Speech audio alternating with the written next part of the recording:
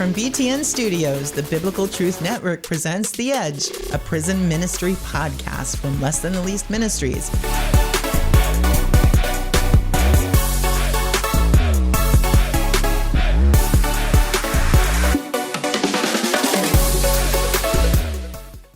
Hey, welcome to The Edge with Bill and Stephanie, and we've got a great guest for you today.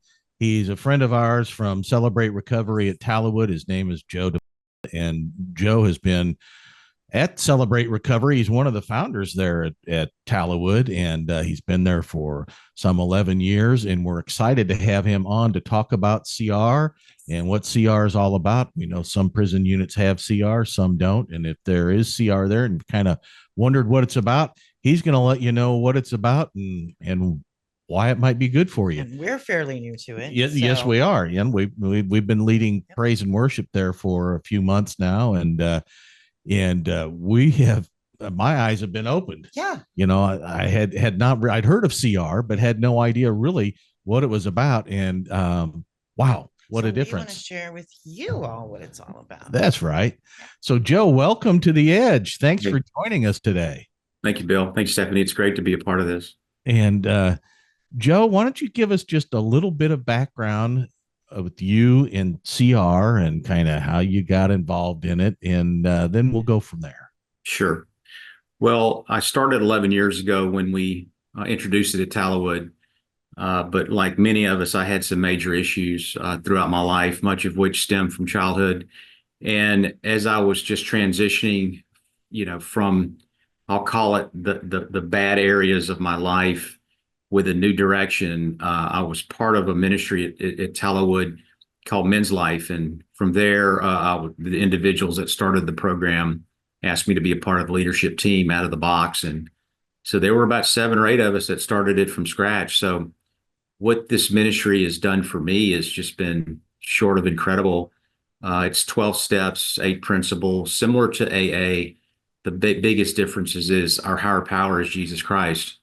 And we go well beyond just alcoholism or drugs. We get much more broad-based into any type of hurt, habit, or hang-up that an individual may be dealing with in their life. It could be codependency. It could be, a sexual addiction. It could be overeating, depression, suicidal thoughts, etc. It's extreme anger, pride. I mean, there are many, many things that we can consider a hurt, a habit, or hang-up in our lives. And through these principles and steps, it helps us address these issues, get into a lot of the root causes, and just help in a recovery. And that's kind of the thing, isn't it, Joe? That those things are really manifestations of the issue, right? Yeah, a lot of what I discovered about myself was stemmed from childhood. Some things I couldn't pinpoint, other things I could. But what created the me and my actions and my decisions in life, many of which were very poor. And so one aspect which is similar to, I think, to AA is the inventory process, where you really hone in on the issues of where you have amends that are needed, where you have forgiveness that's needed, but it goes much deeper into a series of steps of exactly what was the reason I was created the way I was, or I became who I was. And again, with Jesus Christ as our higher power was the first step that was made in order to help in my own recovery, along with many other principles and steps. And just as a level set for people who may be watching this, this isn't designed to say what you're doing isn't right. Mm-hmm. And what we're doing is right. It's more of, this is a program that works, and it works for a lot of people. And if what you're doing is working for you, that's great. But if it's not, here's an alternative that you might look at, right? Right. Me personally, I would say sexual integrity was at the center of my issues. There's infidelity that's in the mix. There were lustful thoughts. There were just things that stem from childhood that impacted my sexuality, as well as into my marriage. When I would look in the mirror, I literally would hate who I was looking at. And so when infidelity was discovered, adultery was discovered in my life was one of the cornerstones of where the transition started. I was already beyond an affair, but I still I had some major issues, and I had no idea, how to get help for myself, short of a counselor or psychiatrist. And so a Christian counselor was one of the areas that really helped, who honed in on Jesus Christ. I grew up Catholic, and one of the first things he asked is, if I were to die today, did I know I was going to heaven? And Mm. my response was, I think so. I've been pretty good works. I think I'm going to be okay. I've done more good than bad. And of course, over time, I learned that is definitely not the way to heaven. It's through, your acceptance of Jesus Christ. The second of which I've learned a lot of is the awareness, that you, with the principles and steps, you become aware of your daily interactions with people and things, and what again carves out how you make decisions. So control, I wanted more control of my life, and I guess the final core step was turning the control over to Christ. I am powerless to control my addictions and behavior, and I had to learn to turn that over to Christ, to succumb to Him in order to help with my own path of recovery. Amen. That is so true. And when we go into prisons and we do our testimonies, and I'm talking about the issues that I've had in my life, and then God's blessing me with finding Stephanie in my life. The men will be cheering throughout my testimony, and then when I get to the part where I told Stephanie before we got married that I wasn't going to have sex with a woman that I wasn't married to, all of a sudden the cheering and laughing and slapping each other on the back stops, and it's kind of like what'd he say? Yeah. Like, I know that's not what. and half of them I don't think believe me until right. Stephanie And then I confirms it. pipe up and say, I didn't believe him either until I got here. So Yeah, because that was really part of what a relationship and catching a woman and catching a man was supposed to be all about, right? Yeah. So I understand where you're coming from, because that's not something I could have done on my own without the prompting, first of all, of the Holy Spirit, and then the power of Jesus Christ to help me carry through with that behavior as my mode of operation, if you will. Yeah. And one of the aspects of CR, I've been a small group facilitator of Christian sexual integrity the entire duration of 11 years.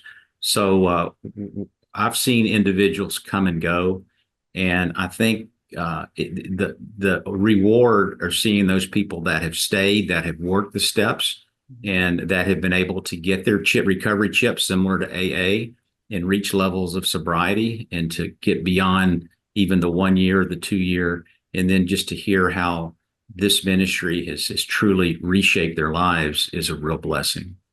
So that's one of the things about this ministry. But like anything in life, there's no shortcut. I don't think there's no easy way, especially when it took me most of my entire life to become who I was. I'm not going to unravel that overnight. It's a series, I call it whack-a-mole. When you go in for a specific issue, you realize I've got a whole lot more issues than just one, whether it be, the sexual integrity, which I am walking now in freedom. But what's been uncovered is other areas like humility and anger and pride with this, Satan doesn't care what we do as long as we have separated ourselves from God. So he loves when we make those bad decisions that are not in God's glory. So these are some of the fundamentals that I have learned immensely over the period of the past 11 years. Again, I grew up Catholic, so I didn't have a personal relationship with Christ as a child. We just went to church because that's what we did. Mm-hmm. And oftentimes I can still remember my mother saying, we're going to go on Saturday, quote, to get it over with. So that stuck with me when I think about, my spirituality growing up. So I wouldn't call it a Christian upbringing. I would call it a church upbringing where we believed in God, but there was minimal prayer in my family. So it was funny. The first time, well, I converted, as a Protestant. Now we've been attending the Baptist church for, well, over 11 years, but I still remember being asked to pray. And all I knew were some of the Hail Mary. Father, Hail Mary, act of contrition, those type of prayers. That's really not having a personal um, conversation with God. So it's incredible now that I look back. I did not even know how to pray when I first made the transition in my life and started new steps. Well, I understand because I grew up in, well, my grandfather on my mother's side was a Presbyterian pastor and he baptized me, but he passed away long before my memory is anything. And we really didn't go to church until my parents were struggling with their marriage and looking at divorce. And then all of a sudden, it seemed like the solution to their divorce issues was for me to go to catechism classes at a Missouri Synod Lutheran church. And then church was more of an obligation than it was a relationship. And I spent my teenage and early adult years with my step family, which is Polidori in Queens, New York. So I understand the whole Italian Catholic thing and the tradition that goes along with that. Yeah. And you can probably hear our dogs in the background. That's our alarm system. And somebody had the nerve to drive down our street, evidently. No, hey, that's what we have our dogs for, right? Not only to love on us, but to protect us. Yeah. So let's talk for a minute about nuts and bolts about CR. And if someone were to come to a CR service or a CR night, what might they expect to be the course of events? Okay. So as a newcomer, what you can expect is some high energy. Well, first there's pretty good food, and it's a variety of food from one week to the next.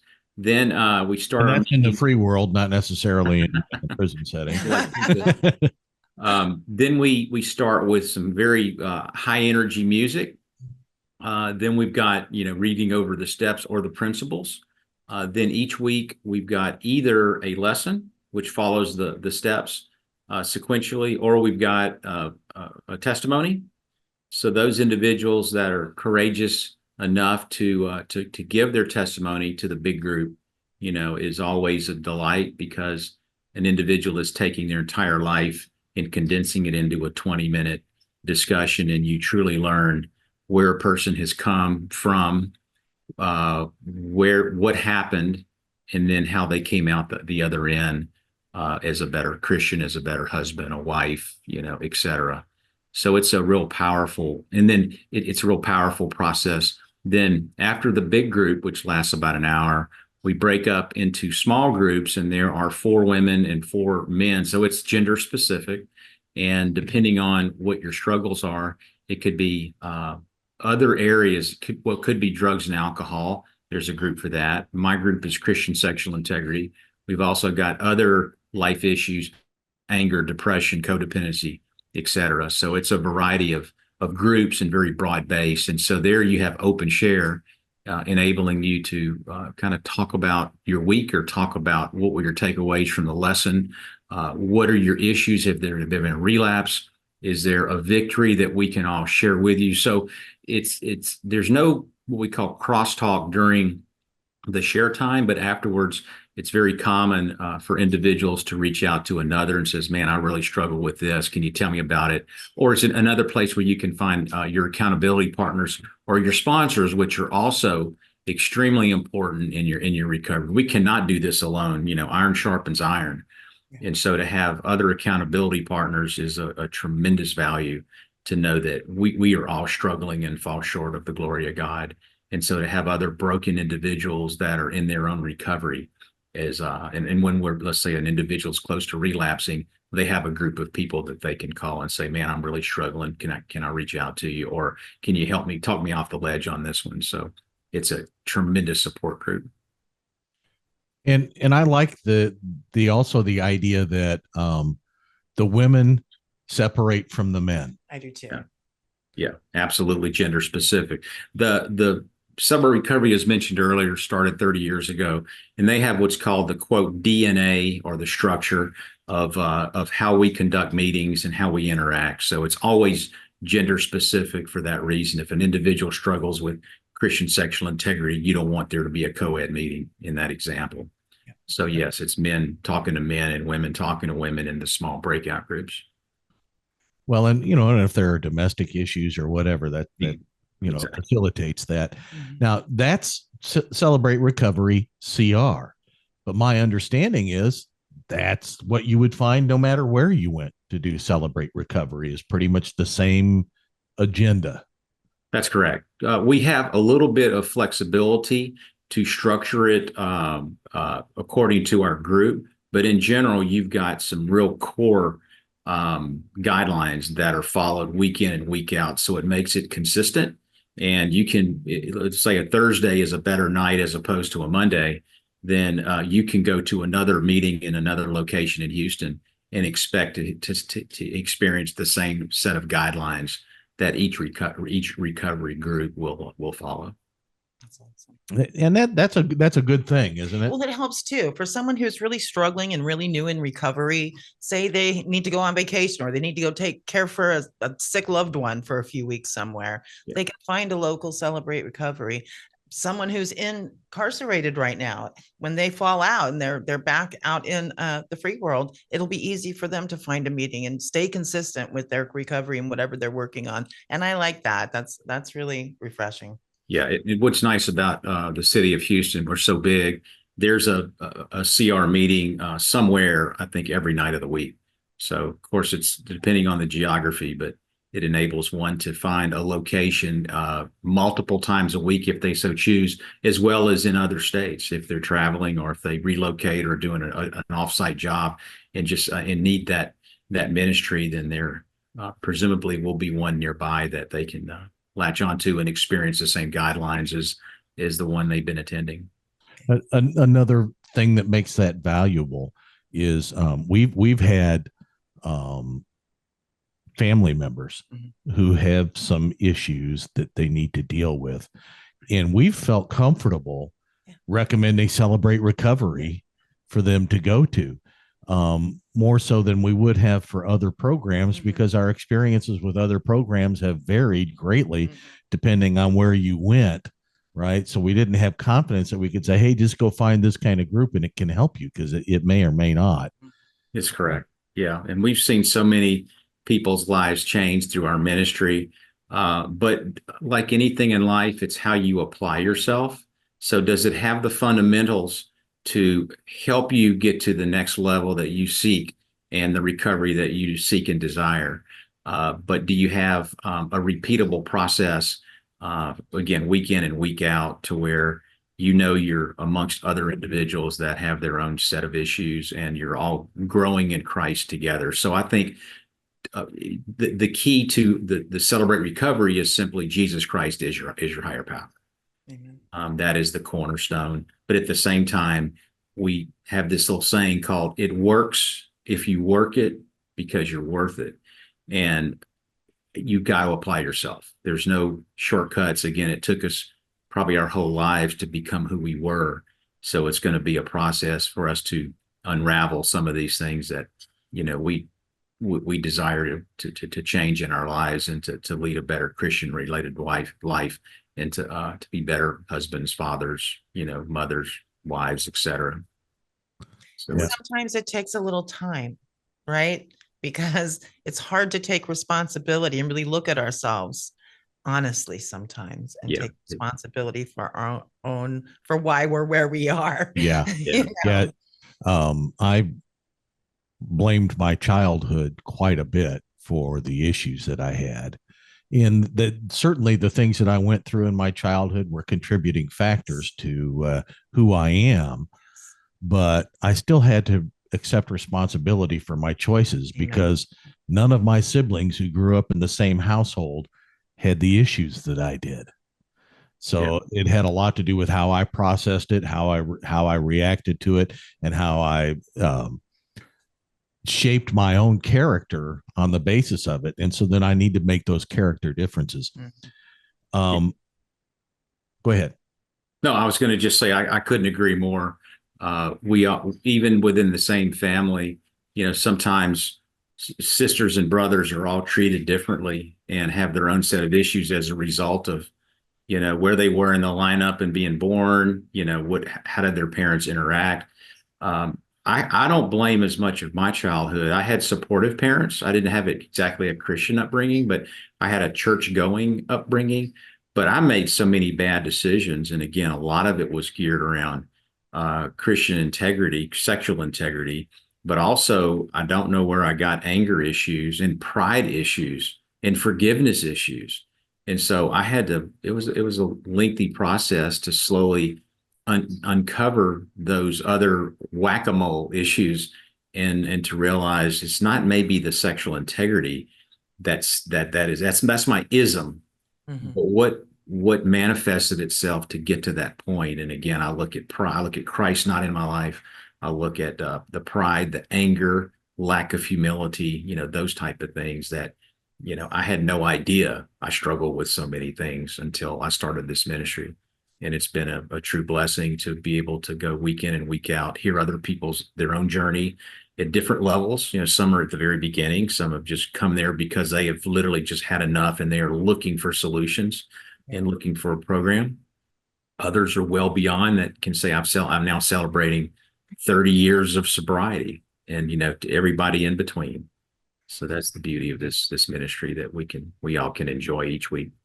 One of the ways I describe the whack a mole that you're talking about is a garden hose. You turn on the garden hose and there's no water coming out at the faucet, at the nozzle, and you look back and there's a kink. So you undo that kink, but there's still no water coming out because after the kink there's a hole and the water's coming out of the hole.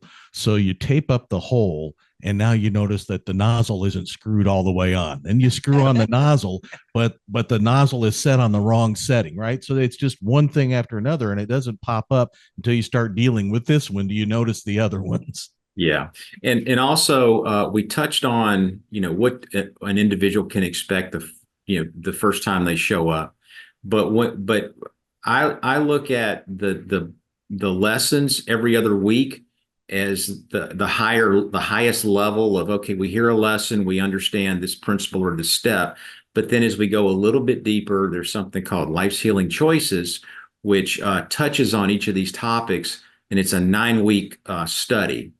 Then if you go really deep beyond Life's Healing Choices, it's called a step study. That's a 9-month program. And there you get real deep into the inventory, which is step 4. And the inventory uncovers a lot of things that, again, manifested itself from our not much from our childhood, but people we associate with or places we're located. There's so many things that carve out and create us as individuals. And so that inventory helps immensely with identifying, and then how do we get beyond these issues. Again, in my personal case, I didn't have a drug or alcohol problem, but I did have control, anger, pride, lust, Christian sexual integrity, so many of those things, empathy that I've uncovered over the years and that I'm continuing to deal with and overcome. I want to talk about one last thing before we let you go, if we could, Joe. And I Sure. think it's probably one of the more important aspects of something like this, and that is the privacy aspect Yes. about what happens at CR and it's staying there. Could you kind of talk about that for a moment? Absolutely. Every single week, um, we have a saying at the end of the big group, which is what happens here, stays here. Then in the small group, it's repeated again and again. As a small group leader, I truly emphasize there are many things shared in our small groups that some people have never disclosed outside of that group. And so, but it's not an immediate, I guess, disclosure. Some people, it takes a while because they're discussing things or disclosing things that they thought they may take to their grave. And so the safety is so important and the privacy is so important. Again, is what is one of the core aspects of our ministry. Sorry about that. Is it core aspect of our ministry that makes it truly a safe place. Mhm. And Well, no one wants to be known by the worst things they've thought. yeah, absolutely. And so, again, there are things that that have been disclosed, and that it will never be discussed outside of that small room. Even, I mean, I'm an accountability partner for a few people and a sponsor for a few people, and we get into some real personal issues, and it's clearly at the very beginning, this is very private, and this will not be shared outside of our one-on-one discussion, or outside of our small group, or even for that matter, outside of the large group. There's no filming of individuals allowed, just for that reason. We want privacy. We don't want anything to hit social media, because it could take a number of steps for a person to finally get there. The last thing they're going to want is the disclosure.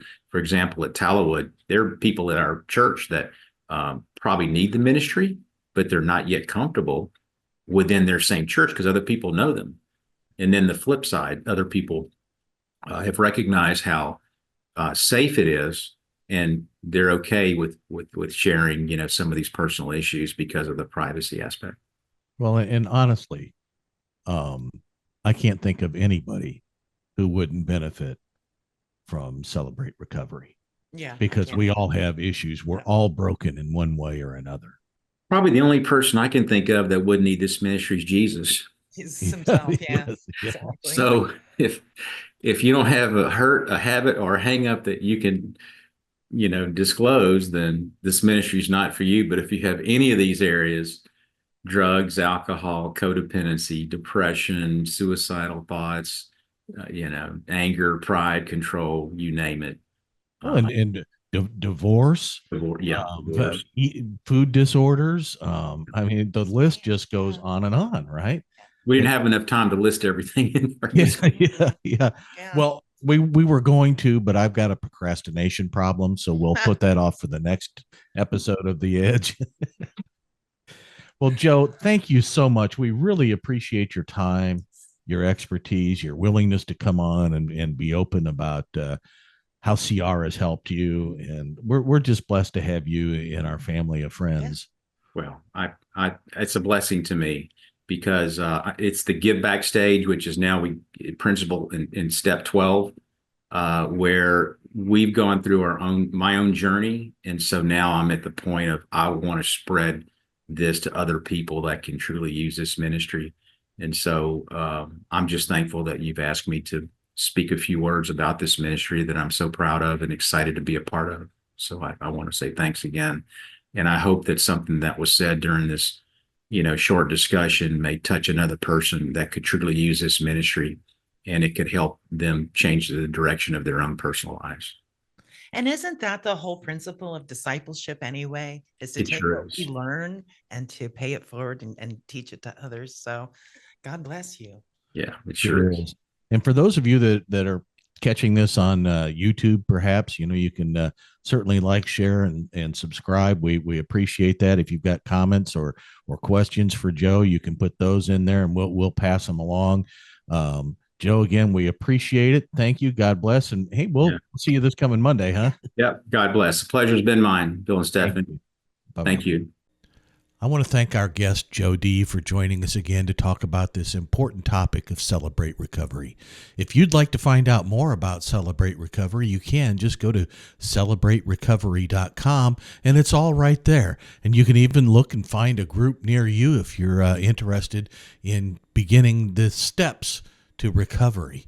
For those of you that are incarcerated, write to your chaplain and ask about Celebrate Recovery at your unit. There is Celebrate Recovery inside, and we'd love to see you get involved in that, because it's a good way to get started on the pathway to recovery, so that when you do come out, you have a way of transitioning back into society that involves your recovery process, and you can just pick up right where you left off on the inside. So we encourage that. If you'd like to talk to us and write to us, we welcome that. You can write to us at Less Than the Least Ministries, care of The Edge, 9659 North Sam Houston Parkway East, Suite 150-231, Humble, Texas 77396. That's Humble, Texas, 77396. If you're on the outside and you'd like to talk to us, you can just drop us an email at info@lessthantheleast.org. We'd love to hear from you here at The Edge, and give us any suggestions, or if you just want a prayer request or just to say hi, we'd love to hear from you. Thanks again for joining us. Thank you so much. We appreciate you. God bless you, and bye-bye.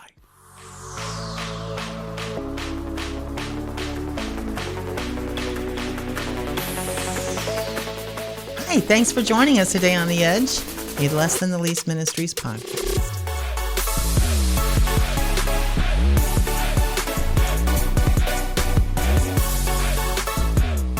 We'll see you next time right here on The Edge.